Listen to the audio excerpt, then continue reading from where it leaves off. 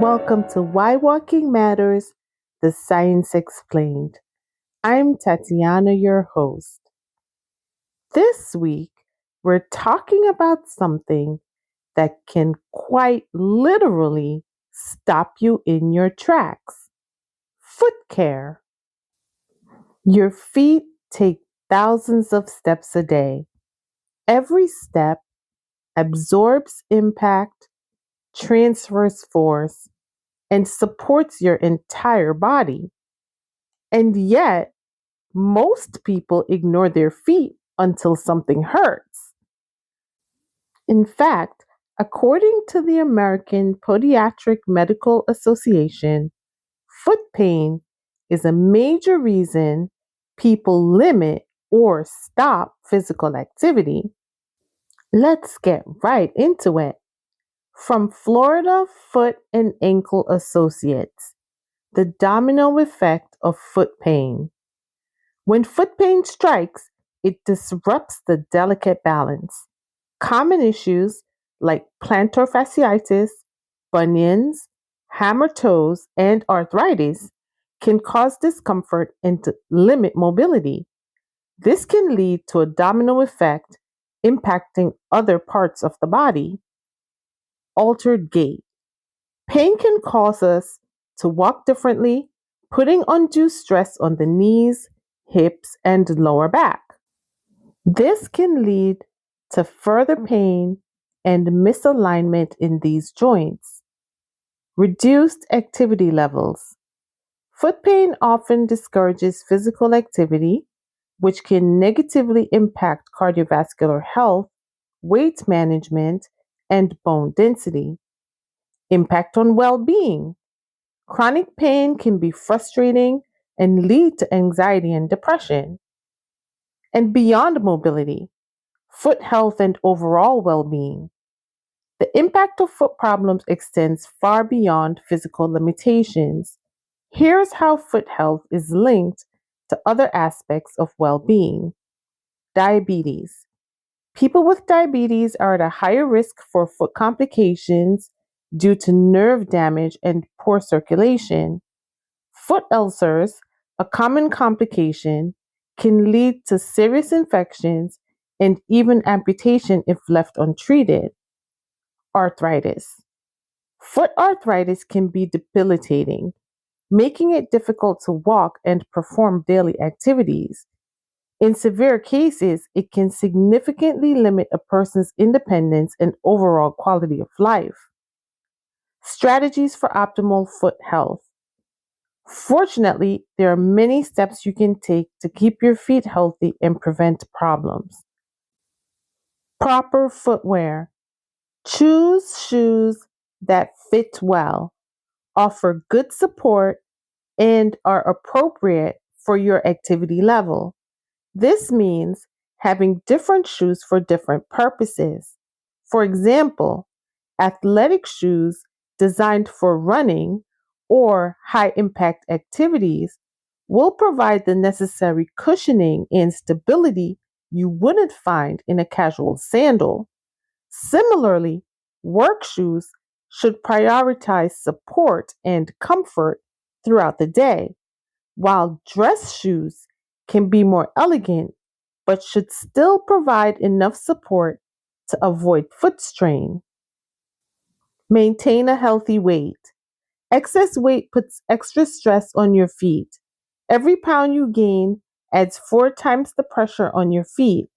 This can lead to pain, discomfort, and an increased risk of foot problems.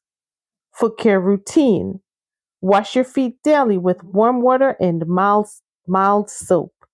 Pay special attention to the areas between your toes where moisture can accumulate and lead to infection.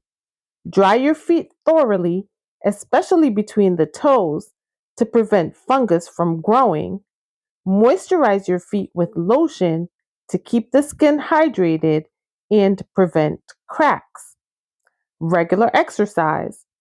Regular physical activity strengthens the muscles in your feet and ankles, improving stability and flexibility. Activities like walking, swimming, and yoga are all excellent choices for foot health. Aim for at least 30 minutes of moderate intensity exercise most days of the week. See a podiatrist. Don't ignore foot pain. A podiatrist, a doctor specializing in foot and ankle health, can diagnose and treat various foot conditions. Early intervention is key to preventing problems from worsening. If you experience any persistent pain, swelling, changes in skin or nail appearance, difficulty walking, or any concerns about your foot health, schedule an appointment with a podiatrist. When it comes to walking, listeners, this isn't just about comfort, it's about whether you keep going. Here are some commonly asked questions about foot health. Should I be worried about foot pain symptoms? This depends on the severity and duration of your symptoms. Any persistent pain, swelling, numbness, or tingling warrants a visit to a podiatrist for proper diagnosis. What are the best shoes for my feet? The best shoes depend on your individual needs and activities. Look for shoes with good arch support, a wide toe box, and appropriate cushioning for your activity level. A podiatrist can recommend shoes specifically for your foot type. How can I prevent foot problems? Following the tips mentioned earlier, proper footwear, regular exercise, maintaining a healthy weight, and a good foot care routine can significantly reduce your risk of foot problems. I have diabetes. How can I take care of my feet? People with diabetes need to be extra vigilant about foot health. Daily inspection for cuts, blisters, or any changes in skin texture is crucial. Regular checkups with a podiatrist are also essential. When should I see a podiatrist? Don't wait until your foot pain becomes unbearable.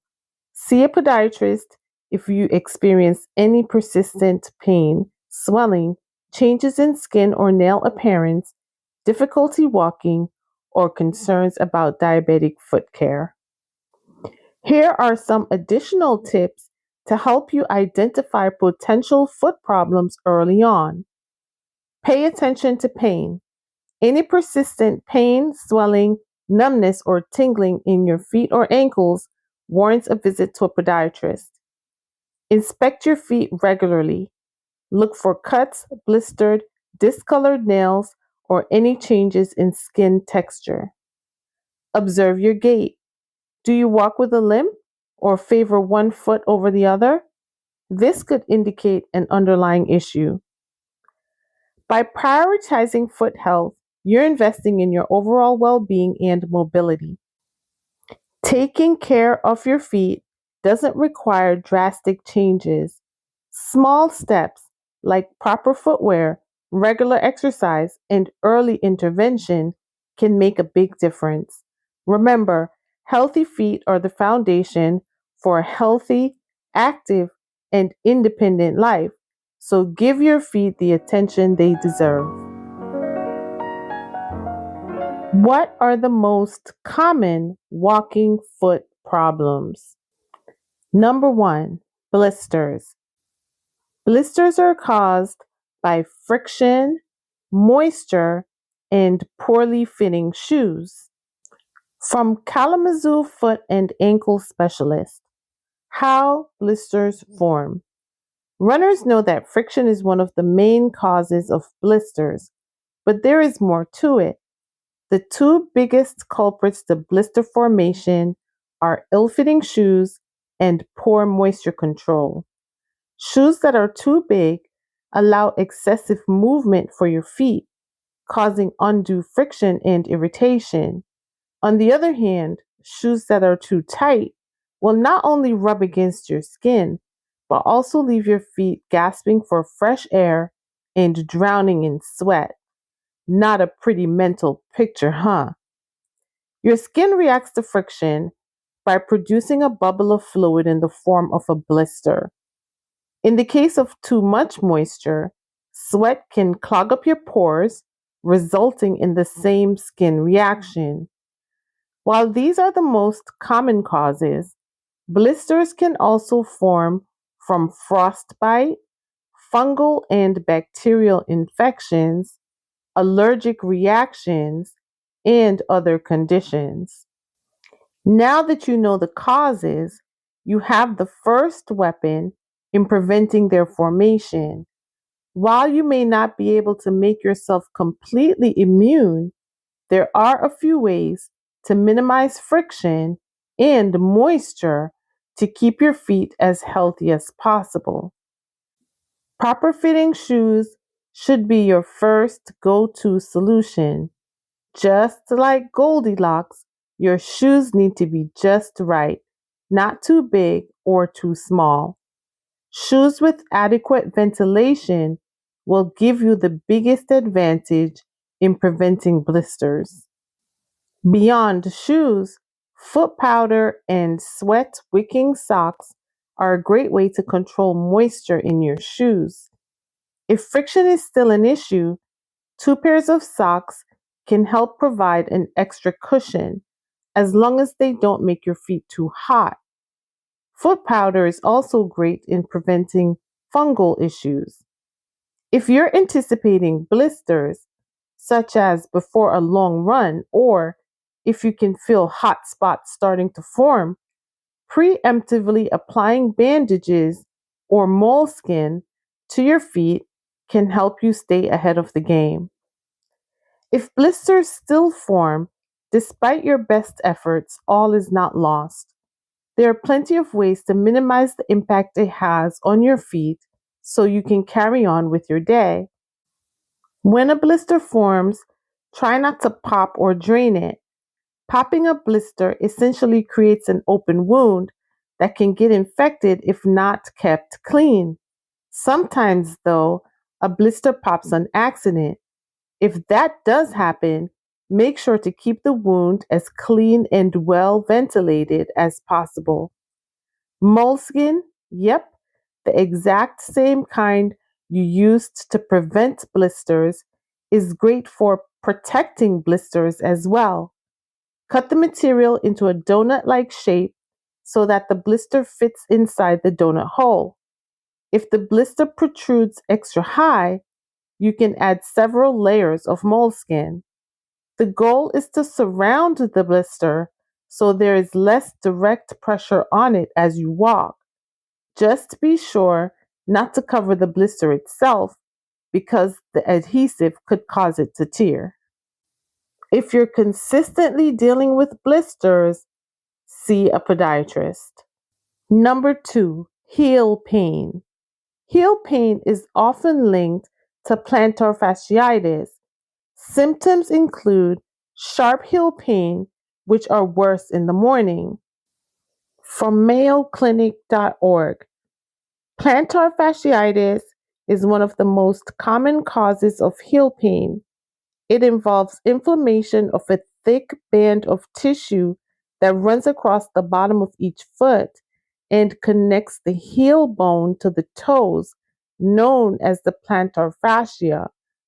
Plantar fasciitis commonly causes stabbing pain that often occurs with your first steps in the morning. As you get up and move, the pain normally decreases, but it might return after long periods of standing or when you stand up after sitting. The cause of plantar fasciitis is poorly understood. It is more common in runners and in people who are overweight. The plantar fascia is a band of tissue called fascia that connects your heel bone to the base of your toes.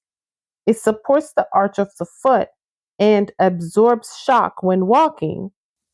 Tensions and stress on the fascia can cause small tears. Repeated stretching and tearing of the fascia can irritate or inflame it, although the cause remains unclear in many cases of plantar fasciitis. Even though plantar fasciitis can develop without an obvious cause, Some factors can increase your risk of developing this condition. They include age. Plantar fasciitis is most common in people between the ages of 40 and 60. Certain types of exercise, activities that place a lot of stress on your heel and attached tissue, such as long distance running, ballet dancing, and aerobic dance, can contribute to the onset of plantar fasciitis. Foot mechanics, flat feet, a high arch, or even an atypical pattern of walking can affect the way weight is distributed when you're standing and can put added stress on the plantar fascia. Obesity. Excess pounds put extra stress on your plantar fascia. Occupations that keep you on your feet. Factory workers, teachers, and others who spend most of their work hours walking or standing on hard surfaces can be at increased risk of plantar fasciitis. Ignoring plantar fasciitis can result in chronic heel pain that hinders your regular activities.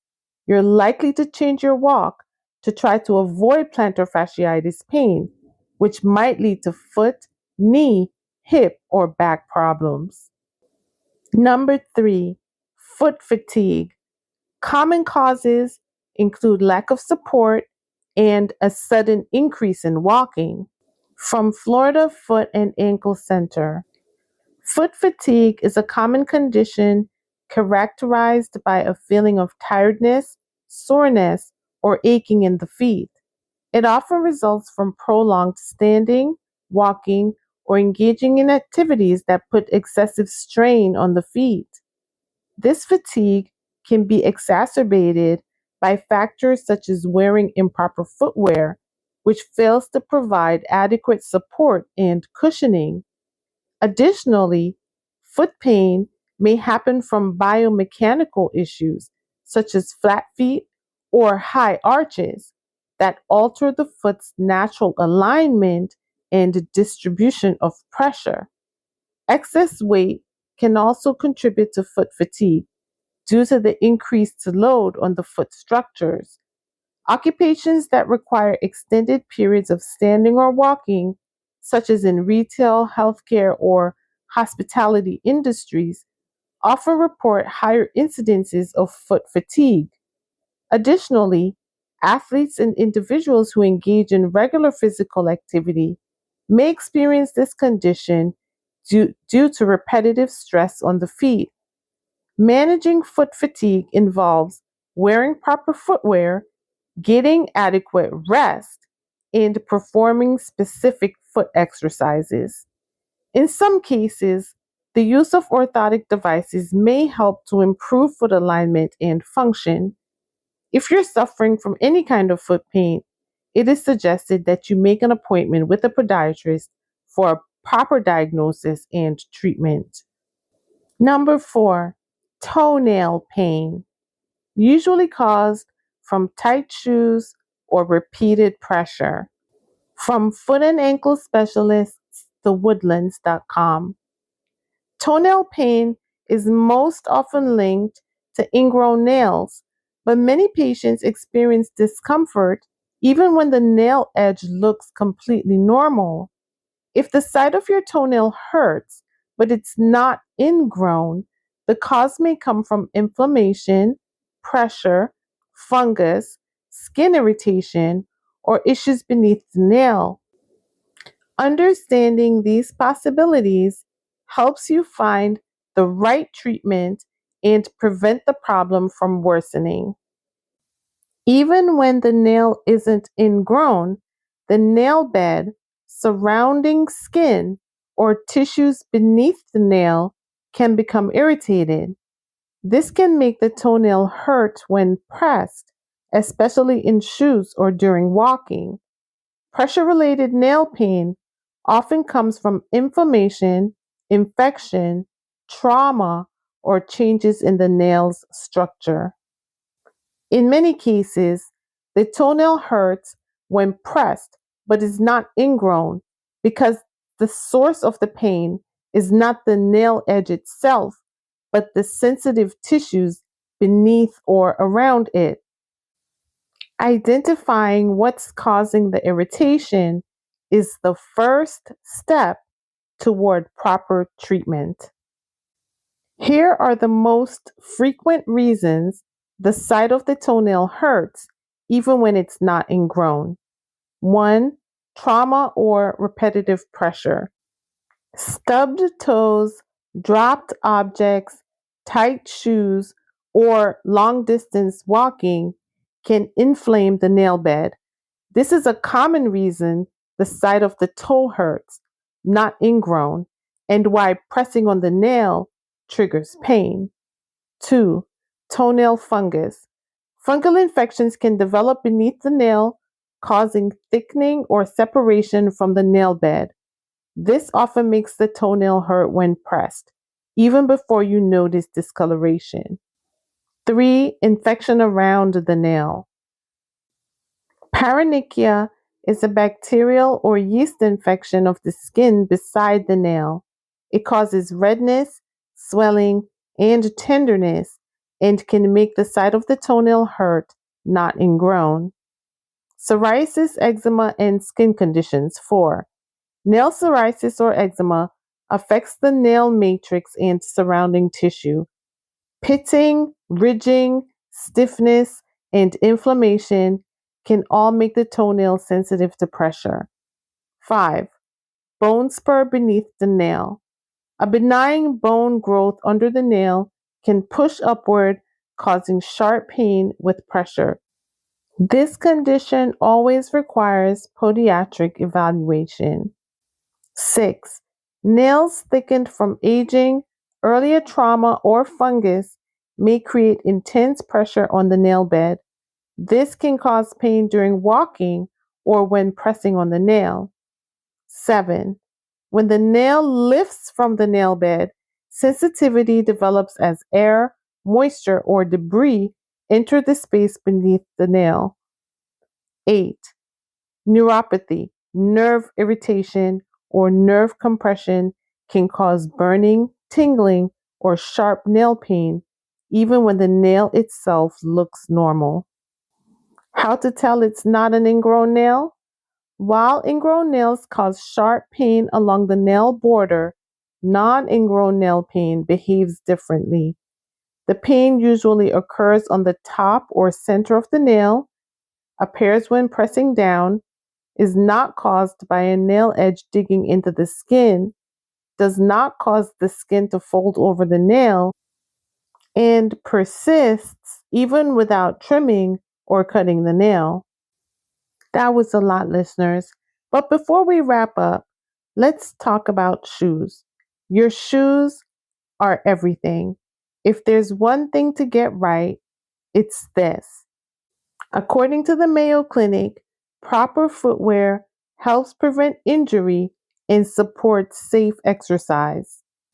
From Florida Foot and Ankle Association, several factors influence the choice of footwear. Fit. The most crucial aspect is a proper fit. Your shoes should be neither too tight nor too loose. Ensure there is adequate space for your toes to wiggle comfortably. Remember, feet tend to swell throughout the day, so it's often best to try on shoes later in the day. Support. Look for shoes with good arch support and heel cushioning.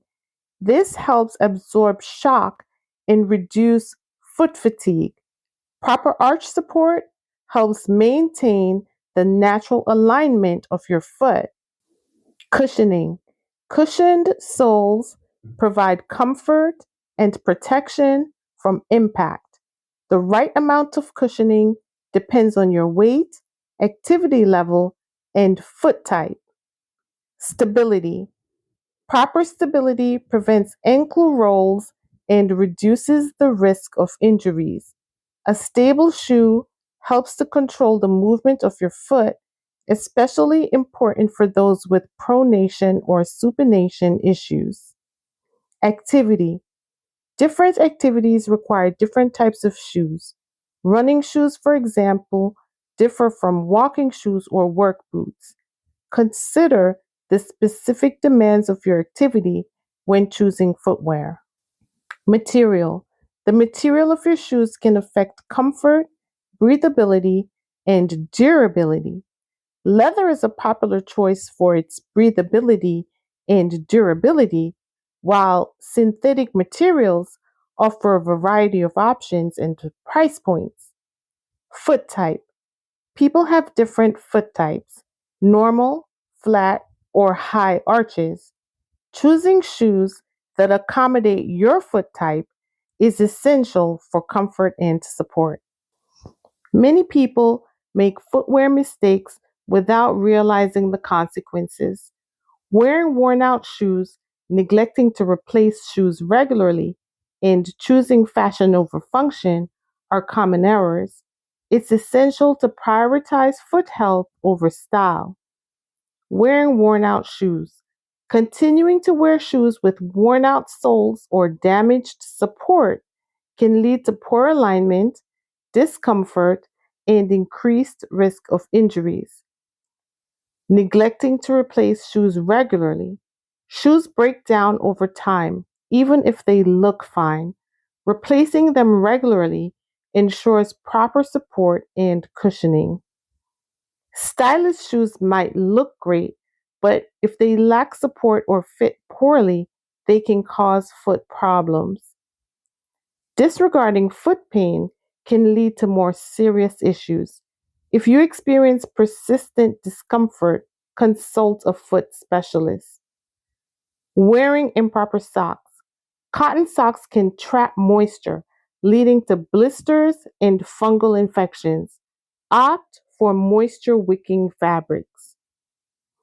Improper fit can lead to blisters, calluses, and other foot problems. Always ensure a comfortable fit.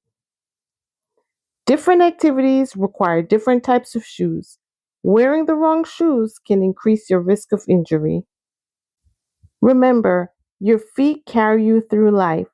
Treat them with the care they deserve by choosing the right footwear and practicing good foot hygiene.